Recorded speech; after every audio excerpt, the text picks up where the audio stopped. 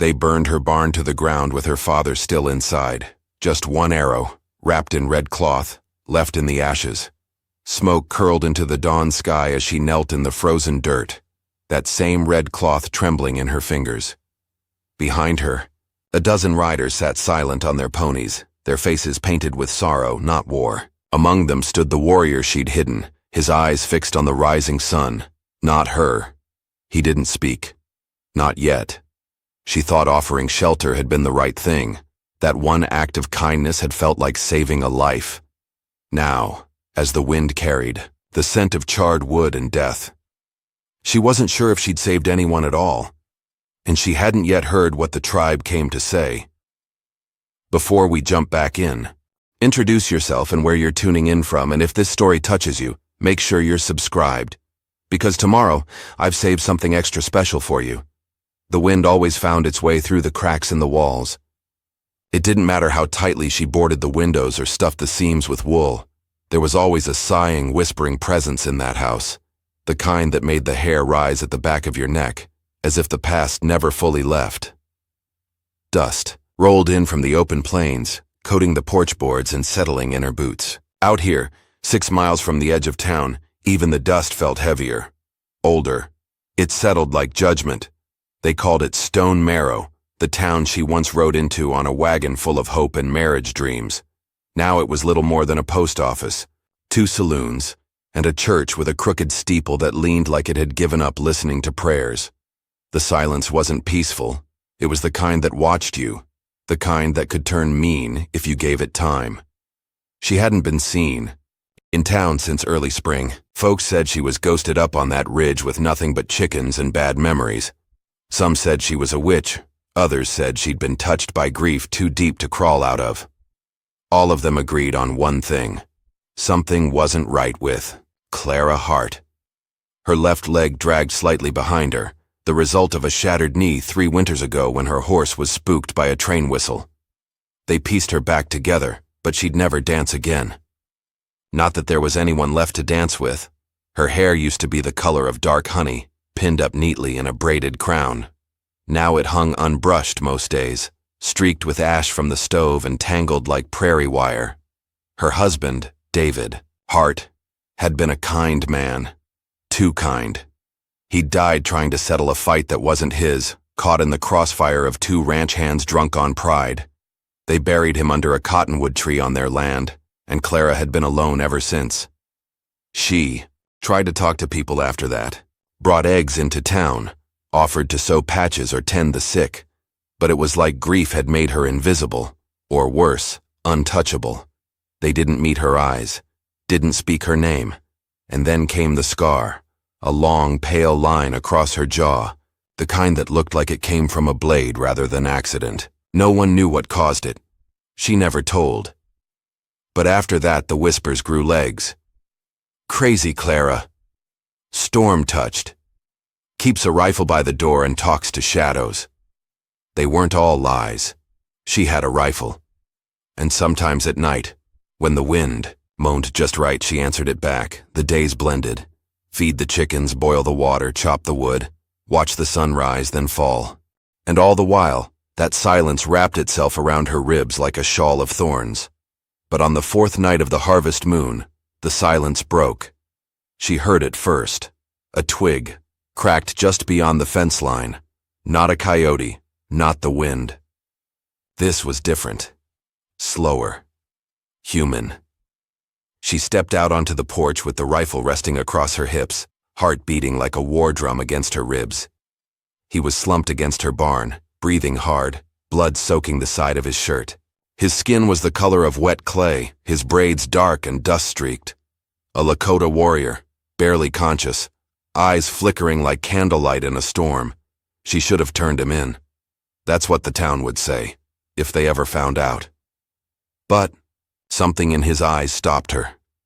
Not fear, not anger. Something else. A quietness she recognized. Without a word, she hoisted him up and dragged him inside. Before we dive into the story, just a quick note. I'm Thomas, the voice behind this narration. If you enjoy how it sounds, Let me know in the comments so we can keep the same voice in future videos. She laid him out on the kitchen table, lit the lantern, and fetched what little she had left of the laudanum. His breath came in rasps. The wound wasn't clean, but it hadn't hit anything vital. A rifle shot, she guessed. Maybe 2 days old. The kind of wound someone dies from when they're too proud to ask for help. But he'd found his way here. By morning, the fever had come. He muttered in Lakota. Words she didn't know. Prayers, maybe. Apologies. Names. She stayed beside him, wiping sweat from his brow, holding a damp cloth to his side. She didn't ask why he was there. Not yet. There would be time. Outside, the sun rose again over the ridge, casting long shadows on the dirt. And down in town, word was already spreading. Someone had seen boot prints in the east field. Someone else swore they saw a painted pony tied in the woods. Rumors traveled faster than truth out here. And Clara Hart was about to learn that a single act of mercy could turn the whole prairie against her. The fever broke on the second night. She woke to find him staring at the rafters, lips cracked, hands twitching at his sides like they were reaching for something no longer there. He didn't speak, just turned his head slightly when he saw her and blinked once, slow and heavy, like trying to decide if she was real. She set a cup of water beside his mouth and guided it to his lips. He drank in silence. When he finished, she wiped his chin, then went to sit by the window. The fire was low, but it was warm enough now. The snow hadn't started yet, but she could smell it in the sky. It was the first time she'd sat across from another soul in months, and not felt the weight of expectation. He didn't ask questions, didn't apologize, he just was, and so was she. That night, she didn't close the door to the room where he slept. He stayed 3 days before he spoke. You should have left me. His voice was rough, more gravel than breath. But the words were steady. She looked up from peeling potatoes. I almost did. He didn't smile, just nodded, like he understood something deeper in her than the sentence said. You got a name? She asked. Wicasa.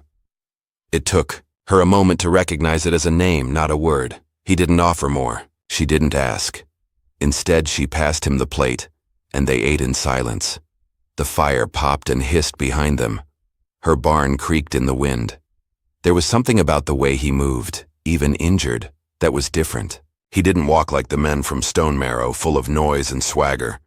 He moved like someone used to being watched, like the wind or a wolf. Quiet. Coiled. And for the first time in what felt like years, she caught herself wondering if someone might see her the same way. Not the limp, not the scar, just her. She found him fixing her broken gate the next morning. He hadn't asked, just took a hammer and the spare nails and started working, slow and deliberate. She stood on the porch watching him, arms folded, unsure what to say. You don't owe me anything, she said. He didn't look up. That's not why I'm doing it. She wanted to ask what was the reason, but the way he said it, it wasn't a debt he was paying. It was a way of staying grounded, a way of saying thank you without the words. When he finished, he wiped his hands on his trousers and looked at her for the first time that day. Really looked. Her stomach tightened. Not from fear. There was something in his gaze, like he wasn't just seeing her but reading her. The way a scout reads tracks, the way a hawk watches the wind, and just like that, a shift happened inside her. Not loud, not sudden, just different. By the end of the week, Wicasa had moved into the small shed near the chicken coop. She didn't offer. He just went, quietly, once he could walk well enough. She found a wool blanket folded outside her door the next morning. No one said anything about it, but the town noticed. It started with the mailman. Mr. Tellis rode by once a week with the post. He hadn't stepped foot on her property since spring, always leaving the letter bundle wedged in the fence. But this time he came to the porch. Saw smoke from the chimney, he said, shifting in his saddle. Didn't know if you'd finally gone mad or got company. She took the envelope from his hand. Neither. His eyes narrowed. Funny thing, Mr. Doran says he saw a pony tied up by your eastern wood line. Said it had native markings on the hide. Clara didn't answer. Just saying, if folks hear you're keeping strange company, there'll be questions. I've had questions before, she said. Didn't see anyone rushing to answer them. Tellus clicked his tongue and rode off without another word. But that night, Clara didn't sleep. The next day, Wicasa sharpened her hatchet on the porch while Clara hung laundry in the back. She caught herself watching the way the light played against his features, how the scar along his collarbone caught just a sliver of sun. What happened to you? She asked. He didn't stop sharpening. Too many answers to that, he said. Most people don't stay long enough to hear one. She folded the sheet, hands trembling slightly. I lost my husband. 3 years ago. He looked up. You still carry him. I think that's just the price of love. He didn't reply right away. Then quietly, sometimes love means letting go of who you were before. Something in her chest twisted. She didn't have a reply to that. That night, a hawk called from the ridge. Wicasa stood by the barn listening. His body stiffened, his head tilted. What is it? She asked, stepping closer. He pointed toward the tree line. Scouts. Mine. Her breath caught. Here? They won't come closer. Not yet. But they're watching. He nodded once. She stared out into the dark, the firelight flickering against her porch. Somewhere out there, eyes were on her land, judging, measuring. What will they do? She asked. That depends on them. He paused. And on you. She swallowed hard, her throat dry, and for the first time she realized this wasn't just a man with a wound. It was a story with weight, and now she was part of it. The first snow fell 2 days later.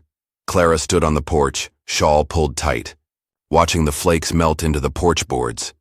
She'd always loved the silence of snow, how it made the world feel softer, quieter. But now it pressed on her like a weight. A warning. That morning someone had nailed a sign to her gate. White scalp trader. She tore it down, fingers trembling. The nail broke off in the wood like a splinter in bone. Her breath fogged the air in angry bursts. Her chickens scattered. At the sudden slam of the barn door, no one was around, but she felt the town watching from miles away. The next blow came when she rode into town, against her gut instinct, to buy lamp oil and flour. She kept her head down, spoke soft to the general store clerk, but even that small errand unraveled. You heard what they're saying, right? The clerk whispered, not kindly. That you're hiding a killer. That the Lakota murdered 3 men near the Bitter Flats, and one of them limped away. A woman's farm's a good place to hide. Clara's stomach dropped. He's not. You'd better be careful, Mrs. Hart. The clerk cut her off, handing her the oil. There are men who don't take kindly to traitors, or to women, who forget their place. By the time she turned to leave, half the store had gone quiet.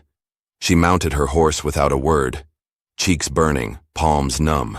The ride home blurred, her thoughts louder than the wind. That night, someone came. She woke to the sound of shattering glass and rushed to the kitchen barefoot. A bottle of turpentine lay broken across the floor. Through the open window, she could smell kerosene. Then came the laughter, drunken, mean, and fading hoofbeats galloping into the dark. They hadn't set fire to the house, not this time. But they could have. She dropped to her knees, hands shaking as she wiped up the spilled glass with the hem of her nightgown. Her breathing came in fast gasps, and suddenly she couldn't feel her legs. She crawled to the wall, collapsed, and stayed there for hours, staring at nothing. When Wicasa found her, it was near dawn. She was sitting in the snow behind the barn, barefoot, wearing only her nightdress and coat. Her boots lay somewhere behind her, forgotten. He didn't speak, didn't rush. He walked slowly, deliberately, until he stood beside her. She didn't look at him. You didn't have to come, she said, voice flat. He sat down in the snow beside her anyway. You didn't have to help me, he said. She laughed, a bitter, broken sound that caught in her throat. Helping you cost me everything I had left. Did you have anything left? He asked gently. Silence. She turned toward him then. Her eyes were red-rimmed and raw. "Why did you come to me?" He met her gaze. "Because you looked like someone who wouldn't close the door." She swallowed. "Maybe I should have." He said nothing. She buried her face in her hands, shoulders trembling. "I'm tired, Wikasa. So tired of carrying this alone. The stares, the fear, the silence. You don't have to carry it alone anymore." Her hands dropped. He wasn't smiling. He wasn't pleading. He wasn't even reaching for her. He just was there, as steady as stone. They sat like that for a long time. When the sky lightened into soft morning blue, he reached into his coat and pulled out a small pouch. He opened it slowly and placed it in her hand. Inside was a single carved stone, a buffalo etched in bone, a medicine piece. She looked at it, puzzled. "My mother gave it to me when I became a man," he said, "to remind me not to walk without spirit." She stared down at the carving. "Why give it to me?" "Because you forgot who you are, and you need reminding." Her throat clenched. No one had said her name like it mattered in years. No one had looked at her like she was more than a ghost. She looked up. "I don't know if I can forgive them, or myself." "You don't have to. Just don't disappear." A tear slipped down her cheek unbidden, and when he lifted a hand, not to wipe it, but to simply rest near hers, she didn't pull away. He stayed with her that day, not inside, not watching her like a savior, just working the fence, hauling wood, fixing the porch rail that had rotted through. And every time she looked out the window, he was still there, solid, present, not trying to fix her, just standing with her. The first thing they rebuilt was the porch rail. It seemed small, trivial even, but Clara insisted on helping. Her limp slowed her, her hands blistered, but she drove each nail in with something close to fury. Not at Wikasa, not even at the town, at the part of herself that nearly gave in. When the last board was secured, she sat beside him on the steps, hands raw and dust-streaked. She looked out at the snow-covered land, at the hills curled like sleeping beasts beyond the tree line. "You said you were a scout once," she said. He nodded. "For who?" "My people," he said. "Then for a general who wanted to learn their paths. I thought if I helped, I could protect the ones I loved." "Did you?" "No." The silence between them settled like a soft blanket. Then gently she asked, "Do you ever wish you hadn't survived?" His reply was quiet. "Only before I met you." They began clearing the north field after the second thaw. It had been meant for her husband's horses. Samuel had dreamed of a ranch once, before illness took his body and grief swallowed hers. The fencing had collapsed, the stable frame rotted. But together, Clara and Wikasa began again. It wasn't grand, but it was theirs. Some days she handled the saddles, oiling the cracked leather and cursing at her aching back. Wikasa hauled logs from the tree line, moving with that same quiet focus that made the work feel almost sacred.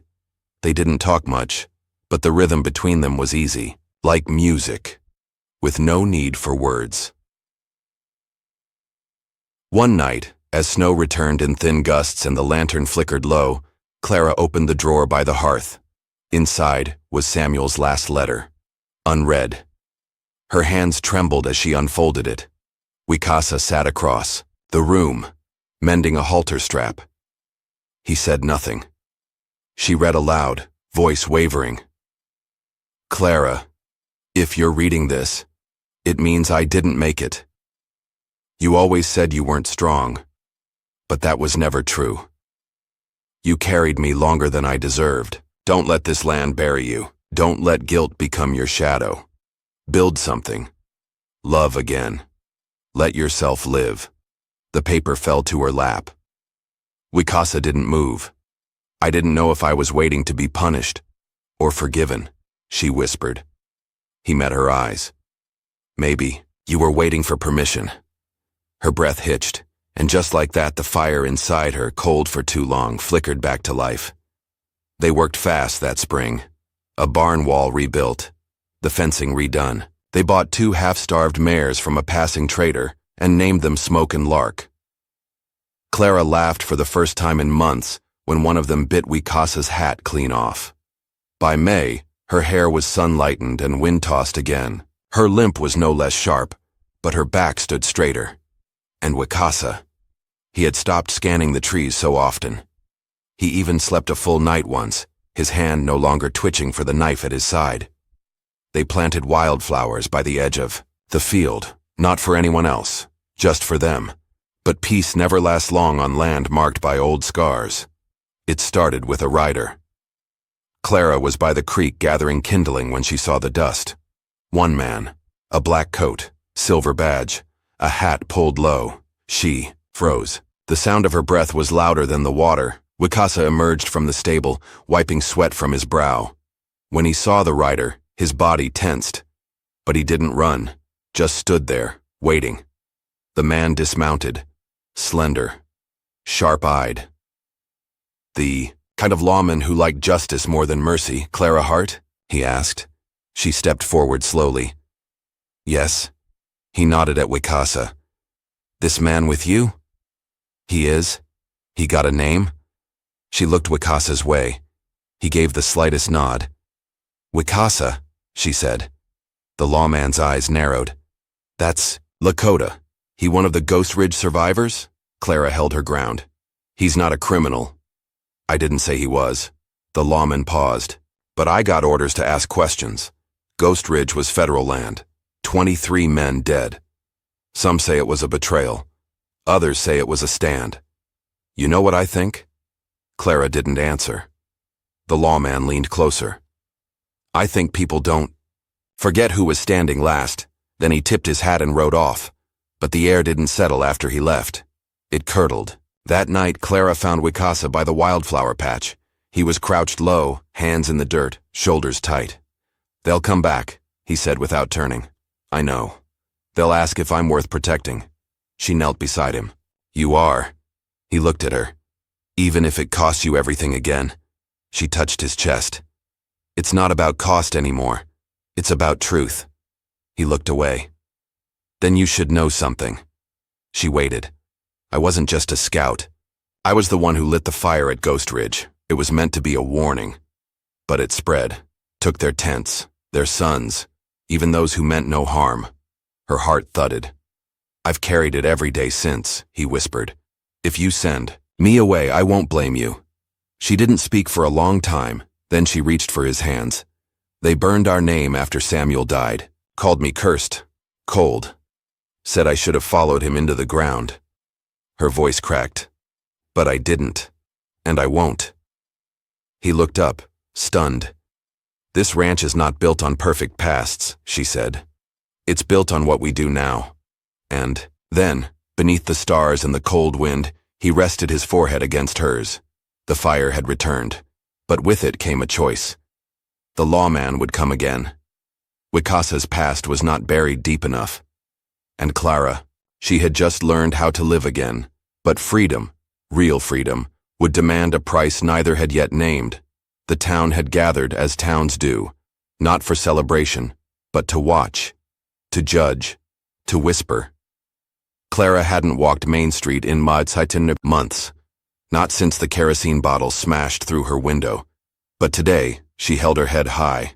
Her hair was braided back, her hands were steady, and at her side stood Wikasa, shoulders squared, silent as ever, but no longer hiding in shadow. The lawman waited outside the church. His horse pawed the dirt.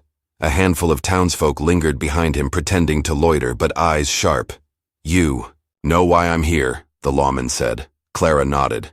"You came to arrest him." The man tilted his head. "No warrant, just a message. His people crossed the border north. He's free to leave.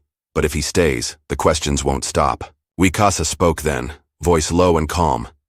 "If I go, they forget me. If I stay, she pays for it." The lawman shrugged. "That's about the size of it." A murmur rippled through the townspeople. Clara turned to Wikasa.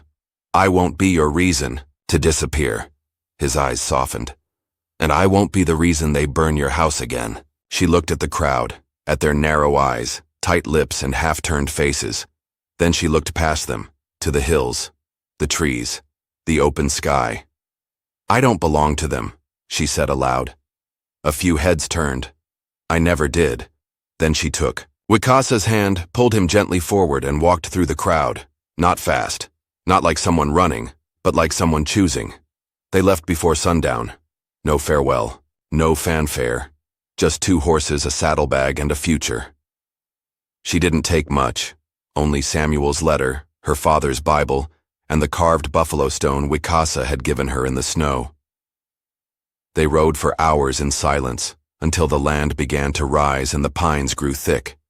When they stopped, it was at the edge of a bluff where the stars came out clean and sharp over the valley below. There, in the blue hush of night, Wikasa built a small fire, and beside it, Clara took off her gloves and reached for his hands. "We could build a ranch here," she whispered. He smiled, not big, not wide, but full of something warm. "We could." They didn't say vows. They didn't speak promises. They simply stood beneath the stars, firelight flickering, and chose each other. No audience, no church pews, just wind, flame, and quiet understanding. Months later, a letter arrived at the general store in town. No return name, no detail. Inside was a single photograph, a small child sitting in the tall grass, face hidden by a wide-brimmed hat. Beside the child, 2 horses grazed. In the background stood a cabin, new, rough-hewn, but sturdy. On the back of the photo, in Clara's handwriting, were 5 simple words. "We named him Samuel Wikasa." She was never a curse. She was someone's miracle all along. Thanks for watching. If you have any suggestions to improve our videos, please let us know in the comments. We're a new channel and your feedback truly helps us grow.